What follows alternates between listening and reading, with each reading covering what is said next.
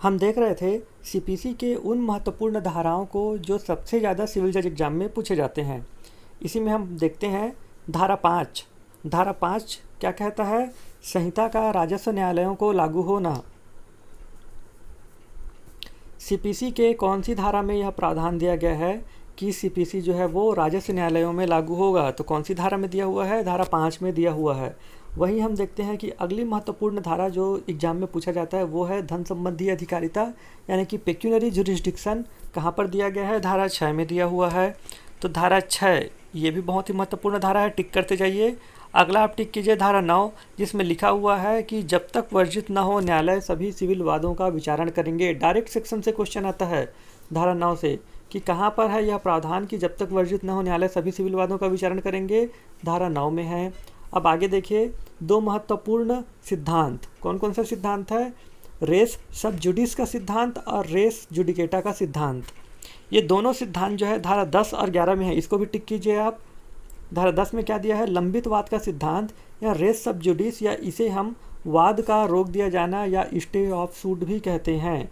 ये अलग अलग नाम से जाना जाता है, तो आपको कंफ्यूज नहीं होना है, आप नोट करते जाइए, टिक करते जाइए। वहीं पर धारा 11 जो होता है वो क्या है? पूर्व न्याय यानी कि रेस जुडिकेटा का सिद्धांत है। तो दो सिद्धांत है, रेस सब जुडिस और रेस जुडिकेटा। रेस सब जुडिस कहाँ है? धारा 10 में है। रेस जुडिकेटा कहाँ है? धारा 11 में है। कन्फ्यूज नहीं होना है, ठीक है। अगला आप देखिए धारा 12। धारा 12 में क्या बताया गया है? अतिरिक्त वाद का वर्जन। अतिरिक्त वाद का वर्जन कहाँ पर है? धारा 12 में बताया गया है। वहीं पर आप देखिए कि कौन से न्यायालय में वाद संस्थित किया जाएगा, उसके बारे में प्रावधान कहाँ दिया गया है? धारा 15 में दिया गया है सीपीसी में। धारा 15 वह न्यायालय जिसमें कि वाद संस्थित किया जाएगा।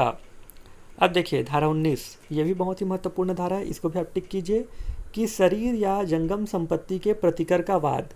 यहाँ पर प्रतिकर का वाद बताया गया है धारा 19 में, लेकिन वह प्रतिकर किस प्रकार का है? शरीर या जंगम संपत्ति को होने वाली किसी प्रकार की क्षति के संबंध में प्रतिकर का वाद।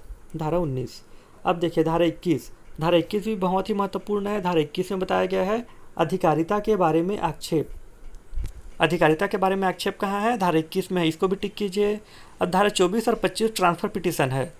ये भी बहुत ज़्यादा यूज होता है, एग्जाम में बहुत ज़्यादा पूछा जाता है। अब यहाँ पे कन्फ्यूजन भी होता है।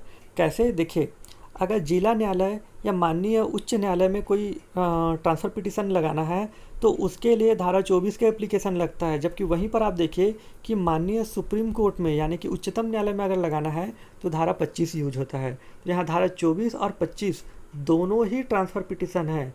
डिफरेंस क्या है? धारा 24 जिला न्यायालय या उच्च न्यायालय में लगता है, जबकि धारा 25 कहाँ लगता है? माननीय उच्चतम न्यायालय में लगता है। तो धारा 24 भी बहुत ज़रूरी है, धारा 25 भी बहुत ज़रूरी है, दोनों का आप टिक कीजिए। अगला आप देखिए केस कैसे फाइल किया जाएगा। वादों का संस्थित किया जाना कहाँ पर दिया गया है? धारा 26 में दिया गया है। वादों का संस्थित किया जाना, केस कैसे फाइल करते हैं आप? धारा 26 में बताया गया है, ठीक है। उसके बाद देखिए केस फाइल हो गया। अब प्रतिवादियों को समन जाएगा, तो प्रतिवादियों को समन कहाँ पर दिया गया है? धारा 27 में दिया है प्रतिवादियों को समन। और आप देखिए कि गवाह यानी कि साक्षियों को जो समन जारी किया जाता है वो धारा 31 के तहत जारी किया जाता है। तो धारा 27 में प्रतिवादियों को समन दिया है, धारा 31 में साक्षी को समन दिया है। दोनों ही समन है, तो आपको नोट करना है धारा 27 और धारा 31। यहाँ पर आप देखिए अगला जो महत्वपूर्ण धारा है वो है धारा 32। धारा 32 में बताया गया है व्यतिक्रम के लिए शास्ति। धारा 32 में क्या बताया गया है? कॉस्ट जो लगाया जाता है कोर्ट में, व्यतिक्रम के लिए शास्ति कहाँ पर दिया है? धारा 32 में। अब आप देखिए धारा 35 भी बहुत ज़रूरी है और इसमें संशोधन के साथ जुड़े दो धारा 35 का और 35 खा, इसको भी आप अपने बुक में टिक कीजिए। ये भी बहुत ही महत्वपूर्ण धारा है। धारा 35 में बताया गया है खर्चे। खर्चों के बारे में कहाँ बताया? धारा 35 में। वहाँ धारा 35 का और ख भी बहुत ही ज़्यादा ज़रूरी है।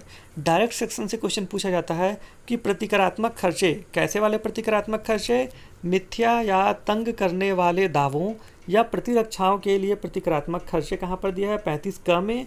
वहीं पर आप देखिए कि विलम्ब कारित करने के लिए जो कॉस्ट लगाया जाता है, विलम्ब कारित करने के लिए खर्चा, वो कहाँ पर दिया है? 35 ख में दिया है।